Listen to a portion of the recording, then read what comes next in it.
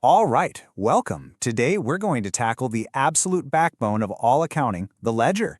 We're going to see how any business can take what looks like a total mess of numbers and turn it into a crystal clear picture of its financial health. So let's dive right in.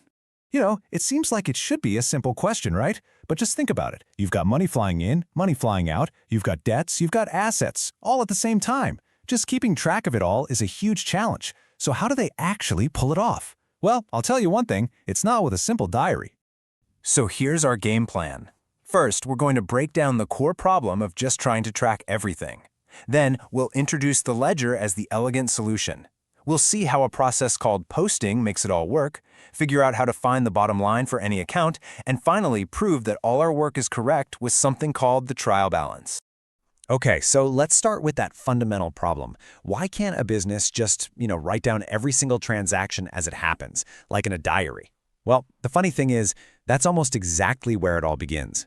This starting point is called the journal. And yeah, it's basically a financial diary, a date-by-date record of every single thing that happened. It's great for that. But imagine your boss walks up and says, "Hey, how much cash do we have right now?" You'd have to flip through every single page, adding and subtracting. It's super inefficient and gives you zero quick answers. And this, right here, this table really nails the difference. The journal is chronological, like a diary. It tells you the story of your month day by day. But the ledger is organized by account.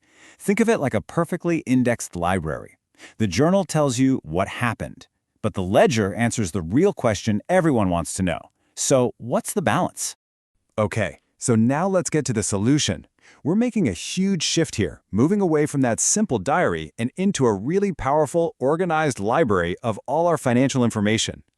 And here's the big idea. The ledger is the master book, sometimes called the book of final entry. And for absolutely everything the business deals with, I'm talking cash, sales, furniture, even a specific customer, there is a separate dedicated page or account that collects every single transaction related to it in one spot. And each of these accounts is laid out in this beautifully simple format. We call it a T account because, well, it looks like a capital T. Simple as that. The left side is for debits, which we abbreviate DR, and the right side is for credits, CR. Then you've got columns for the date, some details about the transaction, and a folio number that links right back to the original entry in the journal. Okay, so we've got our diary, the journal, and we've got our organized library, the ledger. So how does the information get from one to the other? This is where the real magic of accounting starts to happen. And that process, it's called posting.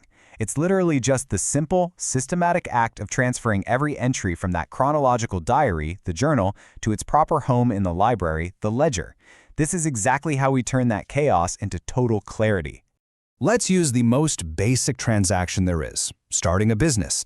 The owner puts in $100,000 in cash. So in the journal, we record this as a debit to the cash account because the business's cash went up, and a credit to the capital account, which represents what the owner invested. The posting process itself is just incredibly logical. You just take that journal entry apart. First, you find the account that was debited, in our case, the cash account, and you put that amount on the debit side of its T account.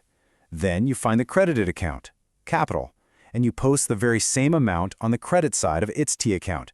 And that particulars column, that's the secret sauce.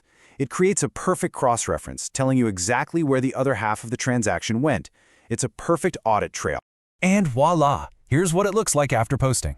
Check that out. Our one single journal entry has now populated two completely separate ledger accounts. The cash account clearly shows $100,000 came in from capital, and the capital account shows that $100,000 was contributed. It's a totally perfectly balanced system. So, once all the transactions for the month or whatever period have been posted, every single account has a story to tell. But to actually read that story, you need to find the bottom line. You have to find its balance. So let's imagine this is the finished cash account for the whole month. It's pretty simple, right? On the left, the debit side, that's all the cash that came in. On the right, the credit side, that's all the cash that went out. So, what's the net result? What's the bottom line? Well, first, we just add up the debit side, all the cash that flowed into the business, and in this case, that comes out to $114,000.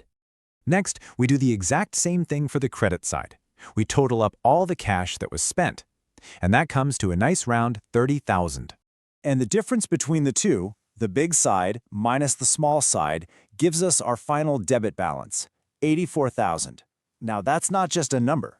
That is the actual, real amount of cash the business has on hand. And this is the most important takeaway here. Balancing an account isn't just a math exercise. It's about uncovering a narrative. For the cash account, the story is, how much money do we have? For a sales account, it's, how much did we sell? Each balance is like a chapter in the company's financial story. Okay, so we've recorded everything, we've posted it, we've balanced the accounts, but how do we know for sure we didn't mess up somewhere? How can we be confident?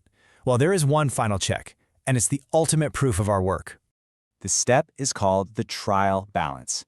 It's an incredibly simple but powerful statement.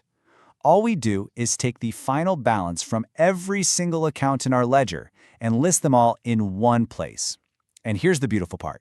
Because every transaction we recorded had an equal debit and credit, the grand total of all the debit balances must equal the grand total of all the credit balances.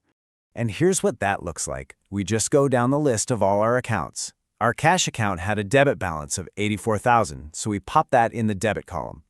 Capital had a credit balance, so it goes in the credit column, and you just do this for every single account one by one until the list is complete.